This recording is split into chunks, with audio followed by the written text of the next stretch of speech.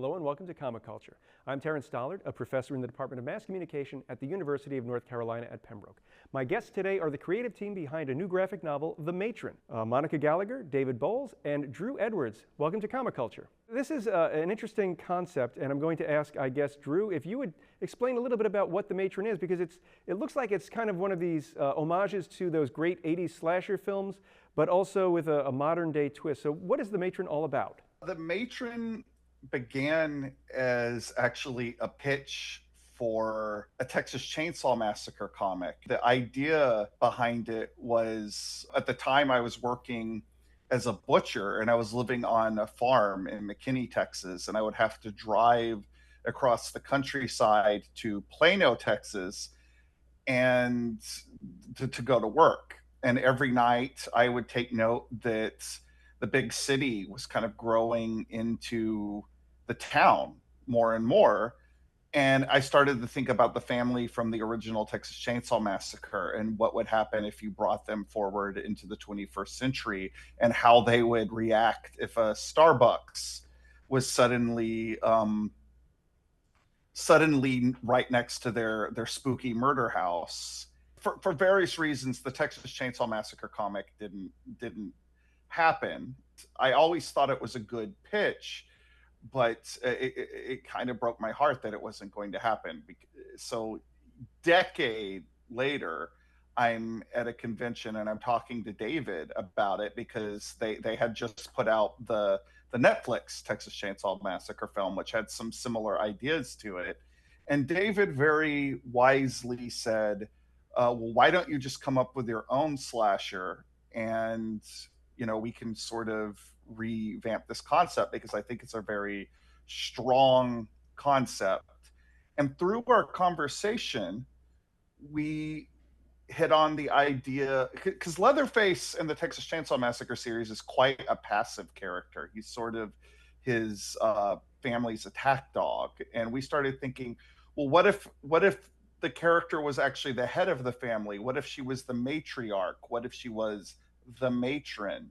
And the idea of a older woman slasher really was appealing to David and I. And that's the general genesis of it. As we started talking about gentrification, small town Texas, the hill country where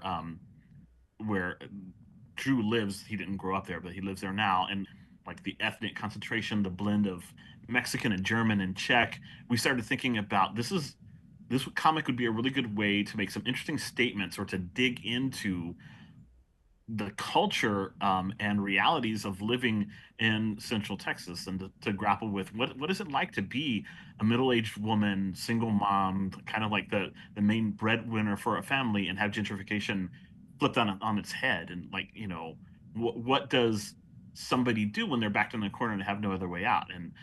And frankly, Xena Krennic in our comic, well, she takes up a mask and an axe and begins to kill the people that have made her life so miserable, and to serve them up to her family as meals. And so, we wanted to have her cake and eat it too, have this 80s, very almost schlocky, over the top kind of concept, but then ground it in like the actual experiences and culture of Czech Texas families and small towns in Central Texas.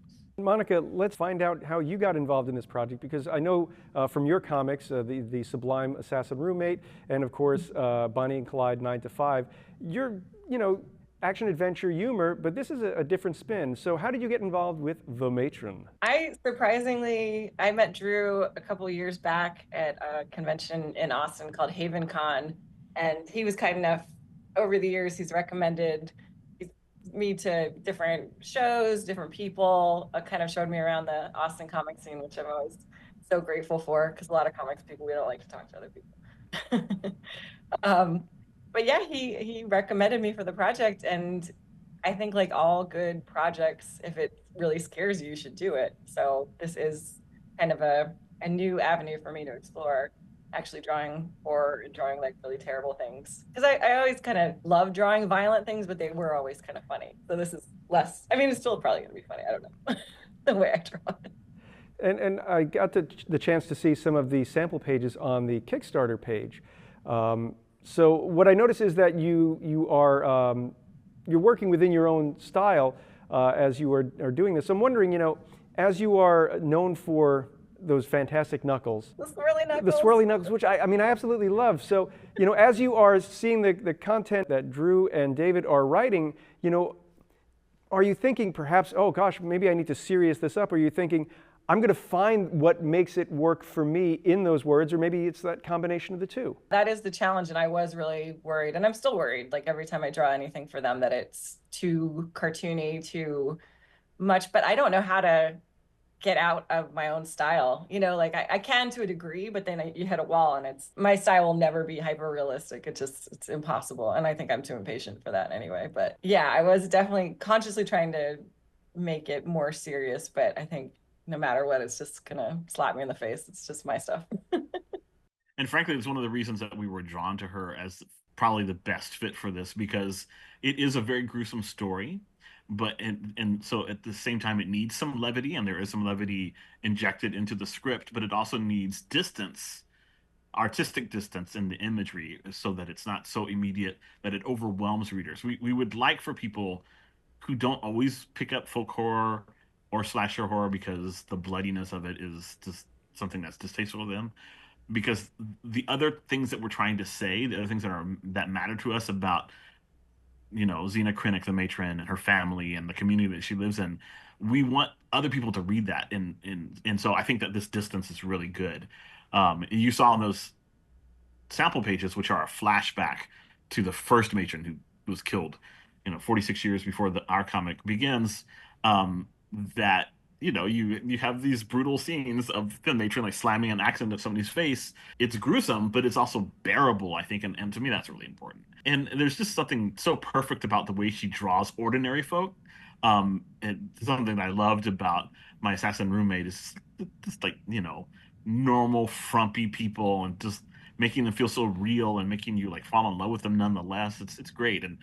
And the minute Monica, you know this, I've said it so many times, the minute I saw your drawing of Monica, Monica, oh, that would be great if we did, just to insert you in there somewhere. We'll call a character Monica. I'm gonna murder myself. Yeah. Sure. Murder yourself for the next one, right? Of Zena Krennic holding her coffee cup and like just looking like a woman who could pick up an axe and slam it into a dude's face, and that's what I wanted. Not so much horror. You have this, it's trying to be feminist and so forth, but it always chooses, through the male gaze, the buxom, live, beautiful girl to be doing things that you're like, what? No, I don't think so. And I wanted a woman that looked like, yes, she's worked her entire life. She's pushing 60, but she can still chop wood. And you better believe that if she can chop wood, she'll chop your head off. The talking about the humor of it all, like everything I've ever written, even when it's horror, has an element of humor, because my writing just tends to go there. Like I have a strong influence from Sam Raimi. I have a strong influence from Charles Adams and James Well and all those people that combined the macabre with the whimsical in such a good way. And Monica is a wonderful partner in bringing those elements of the writing to life. And I think people who are genre fans will pick up on that. And I've said this, I think, in just about every interview I've done. When I first saw her artwork, especially her artwork of cryptids, I saw the horror potential with her, and I am not going to be surprised if she gets booked for more genre work after people see this comic. It's nice too. It's kind of like actors who are they're only put in comedies and they really want to do drama, but no one wants to take that risk on them. And it is a weird thing that you get kind of typecast in comics too, that people have trouble seeing the vision. So that's why I'm so grateful that Drew and David took a chance on me, because that really does help you grow too. It's funny, and I think this is something Drew and I talked about in our last conversation, that there are two reactions that people have that just seem to be universal. One is you're really scared or you're laughing. Something either strikes you funny, you can't control it.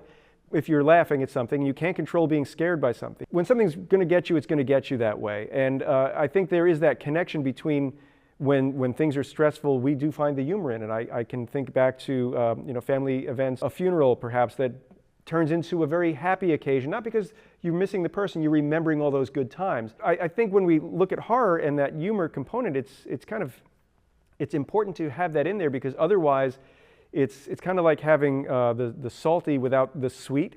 So you're not getting the full range of flavors, you're just getting one thing, and after a while maybe that's going to be a little bit too much. David, as you are sitting back and you are writing something like this, and I know that you wrote sort of a prose piece that is a companion to The Matron, set back in a police station, how difficult is it for you as a writer? And I understand, writing is writing, but writing for an artist is different. So how do you know when to put in less and when to put in more, depending on what the art is showing you, versus when you're at the typewriter by yourself and you're sitting down and just writing something that you're the only voice? Yeah, no, I mean, it is a huge difference. I've most of the 40 books that I've published, either that I've written or translated, have been prose, but I have done a couple of graphic novels, and I still remember the very first one that I did, where I was like over the top because I had no idea who the illustrator was going to be, and so I went into so much detail about every single panel, described things, had links to all these reference images.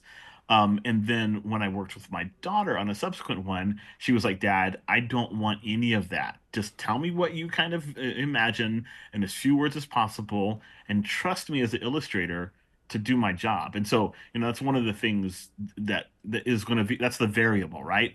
When we wrote the original, I guess like first maybe 3 scripts, we weren't sure whether Monica was going to be the illustrator.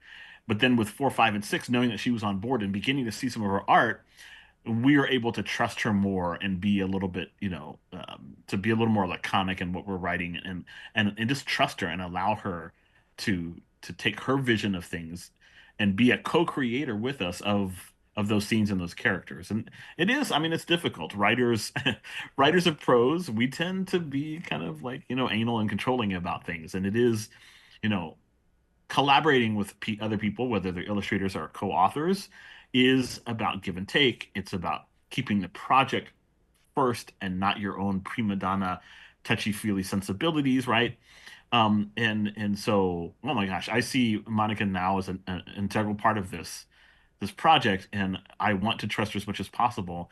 And here's hoping that our first season, as our Aussie editors call it, does well, and we can do another miniseries of 3 graphic novels down the road, and hopefully Monica will come along for the ride, because I think that it's perfect. And I just know that if that does happen, writing those scripts will be even easier, because we will have built up this relationship and this trust, and it will, I think, facilitate that whole process and take some of the heavy lifting off us. But I will say, Terrence, that writing it, not knowing who the illustrator was, and in Drew's apartment with him swinging a baseball bat around, pretending to be the matron, there's something to be said for that. Of me just like basically writing what I'm seeing, it's substituting the matron in for Drew, right? And Drew swings and collides with the invisible cop that's right in front of him. Yeah. So there was something to be said for that kind of in method acting. Method acting, yes, that method acting. Very, I just always imagined, and you told me that you're a very kinetic storyteller, but it wasn't until I was there doing it that our 2 different styles of writing meshed in this really beautiful way. Because Drew he's like he said, he's a lot more comedic, he's a little more schlocky, he's driven by like this kinetic sensibility and storytelling, and I'm a lot more cerebral and in my own head about things. And to tell a story like The Matron, which is, it's frankly like, you remember the Reese's peanut butter cup commercials when we were kids, right? 2 great tastes that taste great together. Somebody falling, accidentally dropping their peanut butter into somebody else's chocolate, or vice versa. It's kind of what happened here. We accidentally fell into each other's lives through our friend Jason Henderson, and here comes the Matron as the kind of harrowing result of that. You're working with a writer for a new collaboration. Surely there will be some conflicts that arise. So when something is, no, I'm really strong, this is the way it's got to be, no, this is the way it's got to be, when you have these 2 differing opinions, how do you hammer it out without swinging bats at each other to make sure that, I can understand your point, you can understand my point, and we can understand what makes it better? And I guess, Drew, we can throw it over to you. We really haven't had any conflicts, actually. Like, David and I are old friends, and we have a pretty good shorthand. And even honestly, anytime we've even thought that there might be like ruffled feathers or hurt feelings, we're pretty quick to give each other a phone call and work it out. Like, and it's usually kind of hashed out almost immediately. This has been one of the most easy collaborations, and I've been in the comic book industry now for almost 25 years, and there's a ton of different people that I worked with and worked for, and working with David has been pretty seamless. And honestly, like, I don't think either one of us have had a ego. Like, we both know that we have our accolades, we have our you know respective corners, which we know we're good at. And there's just this general sense of camaraderie that we just want to make it as good as we know it can be. I mean, perhaps there will be that kind of thing down the line, but I honestly don't think so. Should have a fight just to have a fight, just like this. Yeah. Yeah, leaving the door open for a fight. Yeah, communication. He's basically said it, Terrence. Communication is everything. We have multiple email threads that, as I'm putting together the annotated screenplay for the Kickstarter for the first volume, I'm just drawing from these great, rich conversations we have where every couple of days we'll pop in and say, and what about this? And I don't know. I can see a little bit of what you're trying to say, but what if we tried it this way? And this kind of like throwing out ideas and being receptive, but pointing out the weaknesses and just being honest with each other as best as possible. And yeah, I mean, not having an ego is also really important. Both of us know the project is the most important thing. And Monica, hearing this answer, the two, Drew and David, have a long-term relationship where they've been friends for years, and you are sort of the newcomer and fitting in and earning that respect. As you are coming into this, how do you kind of politely maybe say, I was looking at this page and I think if I did it this way, you could cut this part out, or maybe if you reposition this, because, I mean, you are a gifted storyteller in your own right. Maybe you've got that one little thing that you see that they both missed. Yeah, I think that's why comics are comics. It's always a collaboration. It's always a conversation. And that's part of what frustrates me when I see certain comic series that swap out the artist. Like the artist isn't important. And I feel like when you do that, it's an entirely different book, because it should be a collaboration. It should be a conversation. And I've written books before that other people have drawn. And so I've tried to learn from that, how much to give them and how much to let them. Because I think the number one rule is you always make sure, like David was saying, that. Well, we lost Monica, but we still have Drew and David. So, as you are working with Monica as your new collaborator, and you mentioned, David, that Monica's pages came in and you were able to sort of adjust to your writing to what you saw. As you are getting maybe some feedback from her, again, is this that welcoming collaboration, or are you thinking, stay in your lane a little bit?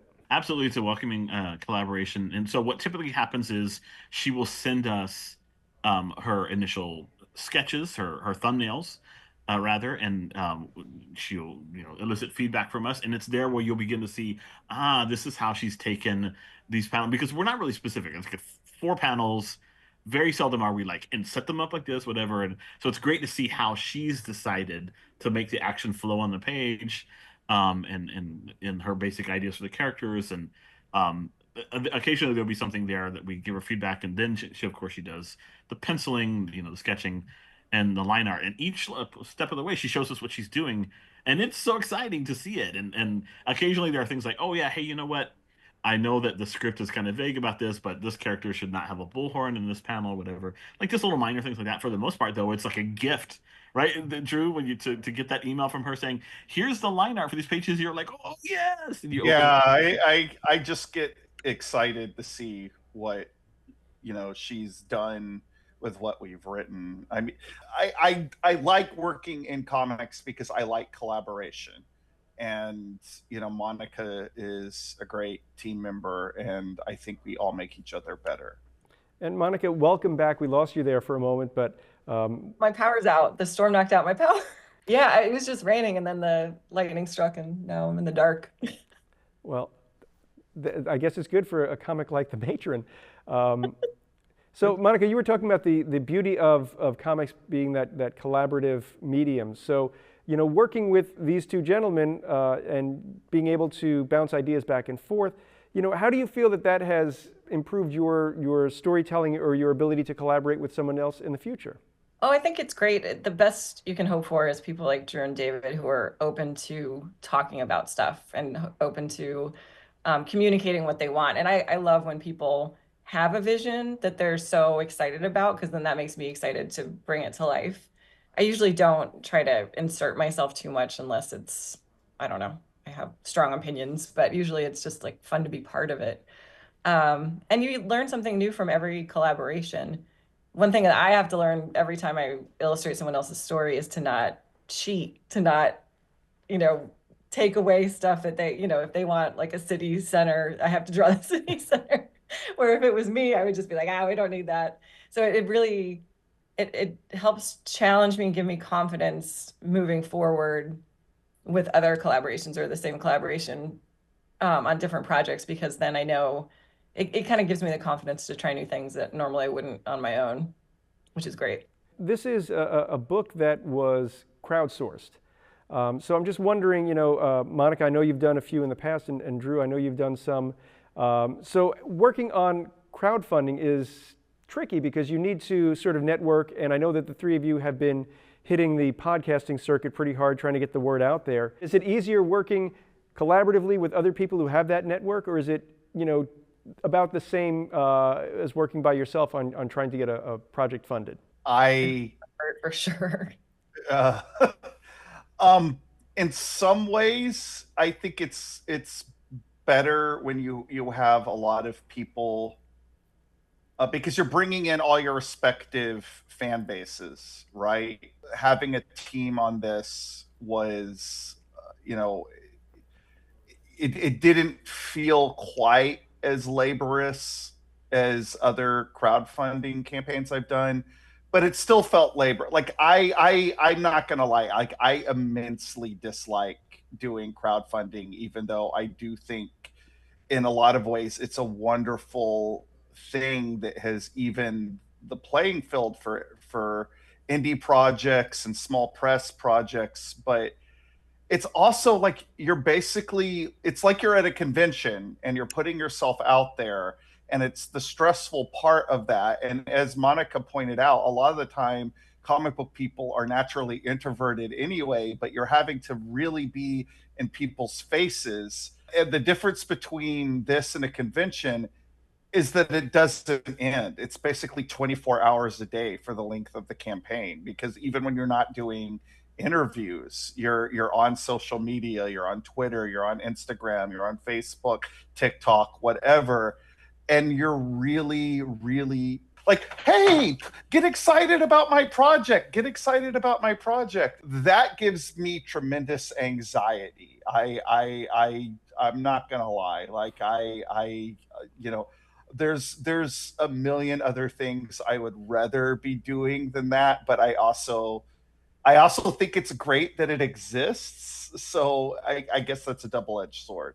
Yeah, and I mean, in this particular case, because it's a Kickstarter that's originating with our publisher, and the publisher is using it in multiple ways, as a way to give people the opportunity to pre-order, to get their hands on the story first before it hits, comic stands through Diamond and Lunar and so forth, at the end of the year and the beginning of next year, to get all these little extra doodads and so forth, and get prequels and side stories and all kinds of new art or whatever. I mean, it's lovely, it's great, but the role of a publisher normally is, they publish your book, and and that's, I'm not used to the Kickstarter thing, and the two of them have a lot more experience at this than I did.